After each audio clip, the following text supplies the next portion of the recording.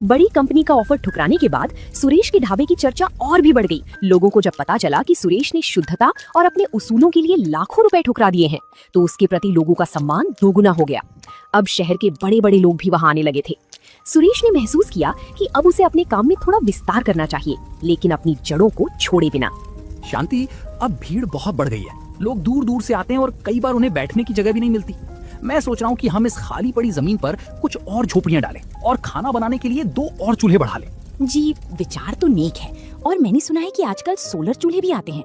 अगर हम उनका इस्तेमाल करें तो लकड़ी का धुआं भी कम होगा और खाना भी जल्दी बनेगा। सोलर चूल्हे तो ठीक हैं, लेकिन हमारा तवा चिकन तो धीमी आंच पर ही पकता है। हम तकनीक का इस्तेमाल करेंगे, पर सिर्फ काम आसान करने के लिए। स्वाद तो उसी पुराने लोहे के तवे और सिलबट्टे के मसालों से आएगा। जिसके बाद सुरेश ने ढाबे को और व्यवस्थित किया। उसने ढाबे के एक कोने में मुफ्त भोजन केंद्र भी बनाया, जहां उन लोगों को मुफ्त में खाना खिलाया जाता था जिनके पास पैसे नहीं होते थे।